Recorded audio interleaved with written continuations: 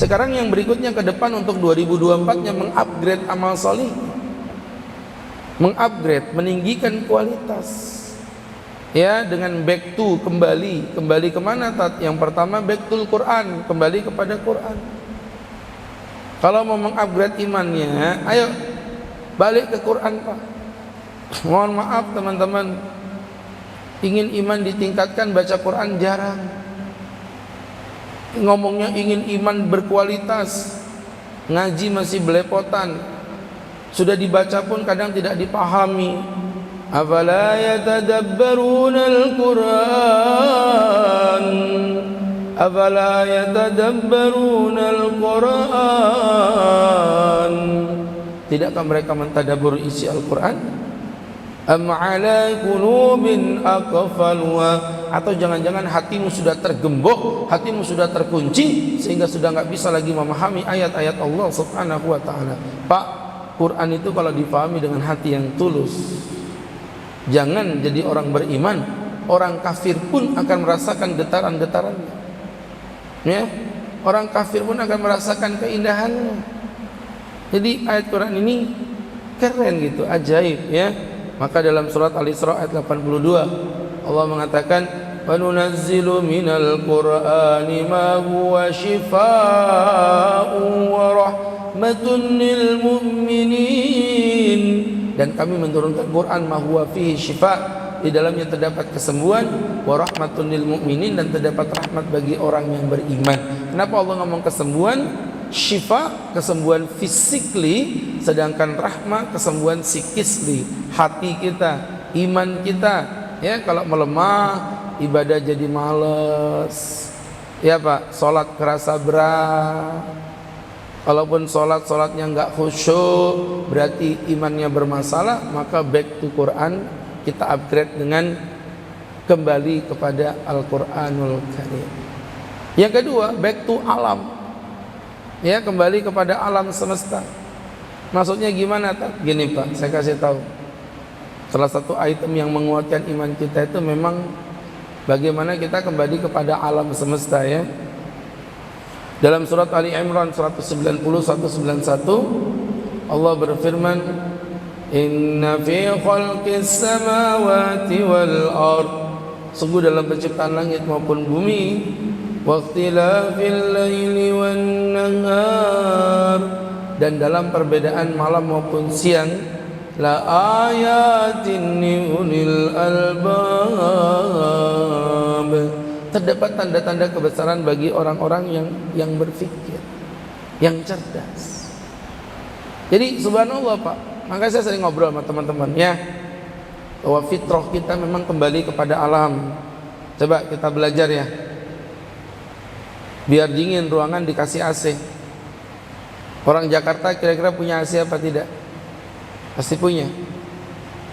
Kalau memang orang Jakarta punya AC, ngapain orang Jakarta jauh-jauh ngantri ke Bogor sampai 8 jam buka tutup ya, buka tutup jalan tuh sampai 8 jam, 4 jam, 8 jam.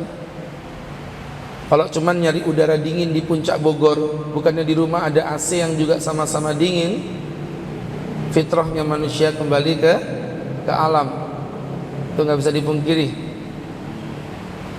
Orang Balikpapan itu, nih hotel berjejer di mana-mana. Kalau mau renang modal 50.000 aja Pak.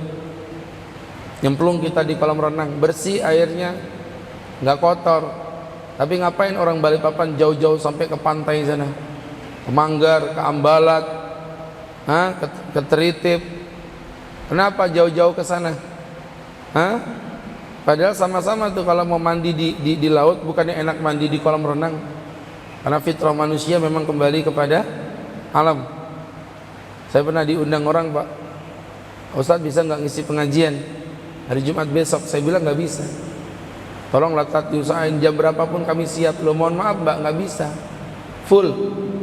Saya bilang subuh ada di Masjid Nurul Islam, jam 8 ada di Stipan, jam 10 ada di online di Bandung, jam 12 khutbah Jumat, jam 2 ada di Kampung Baru, jam setengah 4 ada di Masjid An-Nur Margasari, jam 5 online lagi, jam 6 pengajian kita di The Valley Regency jam 8 di Bumi Nirwana.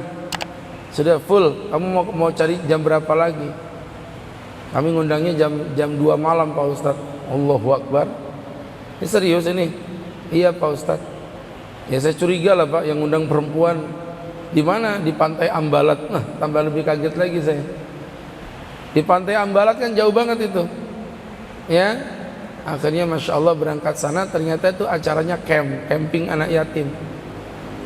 Jadi anak yatim dienak-enakan lah istilahnya. Kami udah bosan sedekah dalam bentuk uang, makanan kepada anak yatim. Jadi kami pengen yang berbeda, ngadain camping untuk anak yatim.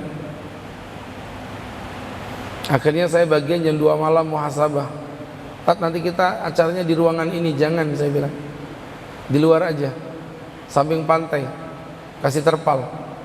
Sholat kita di situ, Masya Allah, sholat tahajud, luar biasa Pak. Ya, fitrahnya manusia kembali ke alam.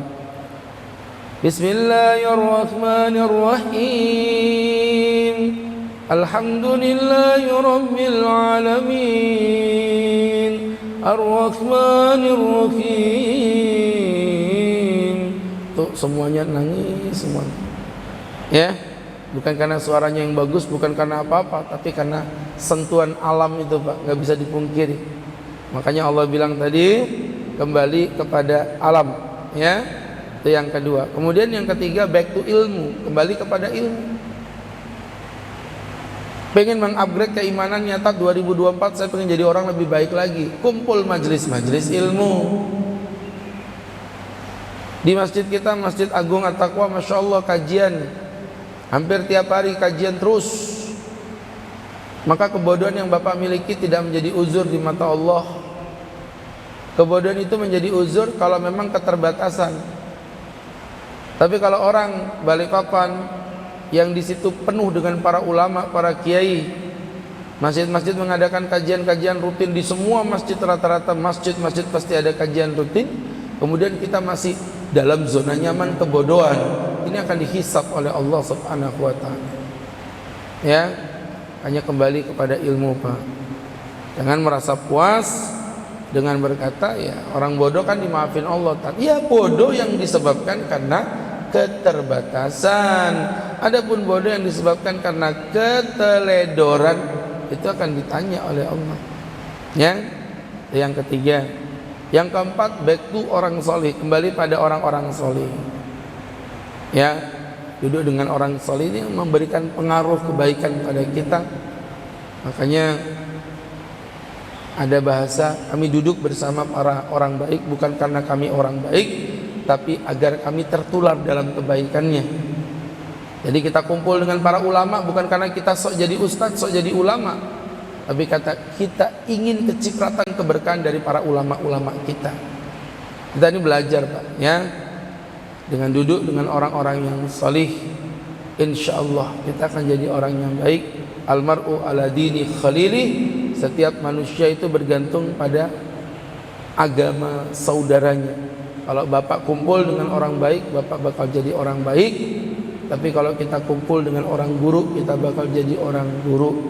Analogi simpelnya ya, analogi simpelnya, sapi disembelih, kulitnya dipotong, dibelah jadi dua, yang setengah untuk bungkus Quran, yang setengah untuk kulit atau untuk sampulnya Quranul Karim, yang setengah lagi dibuat untuk beduk masjid. Lihat nasibnya yang jadi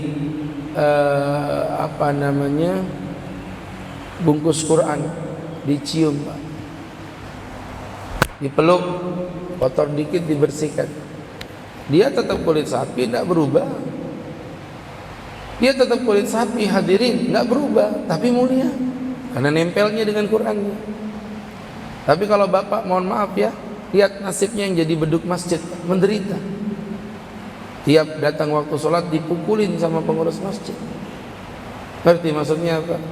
Hikmahnya adalah siapa Anda bergantung siapa saudara atau sahabat Anda. Makanya dalam pergaulan ini sekali lagi sangat amat menentukan. Ya, wallahu a'lam. Kemudian berikutnya, kembali kepada mengingat pada kematian.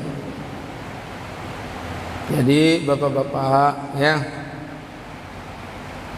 ketika kita mengingat bahwa hidup kita ini sementara, pasti ada nilai plus dalam semangat beribadah kepada Allah. Makanya kata Nabi, man aqyasun nasi ya Rasulullah. Seorang sahabat bertanya, siapa orang yang paling cerdas ya Nabi?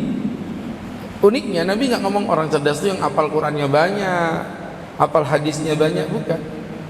Orang cerdas itu kata Nabi adalah orang-orang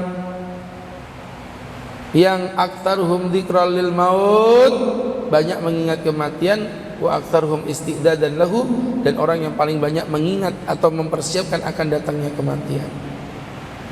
Kenapa Nabi menyebut orang cerdas itu orang yang mengingat kematian? Karena Bapak tahu hakikat yang sesungguhnya. Kalau kita udah tahu hakikatnya Pak, bahwa dunia cuma sementara, maka kita jangan sampai tertipu untuk memikirkan, terfokus pada sesuatu yang sementara, tapi melalaikan sesuatu yang bersifat forever, untuk selama-lamanya. Ya, wa mal hayatud dunya, wa mal hayatud dunya, wa mal hayatud dunya illa mata'ul ghurur. Dan tidaklah kenikmatan dunia itu melainkan kenikmatan yang menipu. Kenapa menipu? Dipikir selama-lamanya padahal sementara. Ya kan? Mati-matian cari dunia, mati-matian cari dunia. Giliran mati nggak bawa dunia. Jadi teman-teman yang berbahagia, yang dirahmati Allah, mengejar dunia boleh, mencintai hartanya boleh, dan itu fitrah. Tapi jangan sampai melalaikan cinta pada yang sesungguhnya, Allah. Bapak cinta dunia, cari duit, nggak apa-apa.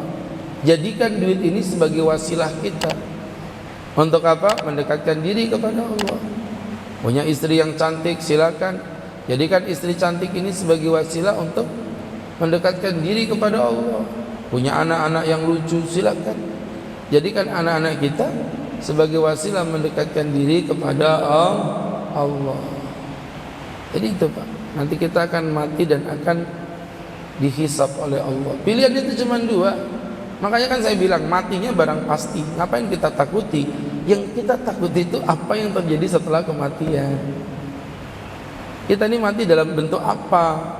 Apakah bentuknya orang yang indah, yang matinya husnul khotimah, yang digambarkan Allah, innalladzina qalu rabbuna Allah, sesungguhnya orang-orang yang berkata Tuhan kami adalah Allah. Tsumma istaqamu, kemudian mereka istiqomah di jalan Allah. Tatanazzalu alaihimul malaikah, ketika mati nanti akan datang malaikat. Malaikat kita takutlah melihat malaikat. Biasa belum pernah ngelihat sesuatu, Bapak bayangin aja ngelihat kucing buntutnya ada 12 gitu, gimana kira-kira? Pasti ketakutan. Kita lihat malaikat. Nabi Muhammad aja lihat malaikat gemetar badannya Pak, apalagi cuman kita. Kita ketakutan karena tapi kita matinya husnul khotimah. Malaikat ini justru menghibur. Apa kata malaikatnya? Alla takhafu, kamu jangan takut. Tapi aku sedih malaikat, kalau aku mati aku berpisah dengan anak istriku. Wala tahzanu, kamu juga jangan sedih. Aku bingung nanti aku masuk surga atau masuk neraka malaikat. Wa abashiru bil jannah, aku datang membawa kabar gembira. Wa abashiru bil jannati allati kuntum tu'adun, aku datang mengabarkan bahwa kamu akan mencicipi indahnya surga yang dijanjikan Allah kepadamu. Bayangkan Bapak mati dengar kata-kata itu. Makanya jangan heran ada orang mati tersenyum Pak, asli tersenyum. Tersenyum asli sampai giginya kelihatan. Kenapa? Gimana nggak tersenyum dia dengar kata-kata itu? Ya, mendengar kata-kata yang indah. Ya ayyatuhan nafsul mutmainnah, wahai jiwa yang tenang, irji'i ila rabbiki radiyatan mardiyah. Pulanglah kepada Tuhanmu dalam keadaan ridha dan diridhoi, ya. Wa basyiru bil jannah, aku datang membawa kabar gembira kepadamu, ya. Jadi teman-teman yang dirahmati Allah, irji'i ila rabbiki radiyatan mardiyah fadkhuli fi ibadi wadkhuli jannati, masuklah ke dalam kelompok hambaku, wadkhuli jannati, dan masuklah engkau ke dalam surga.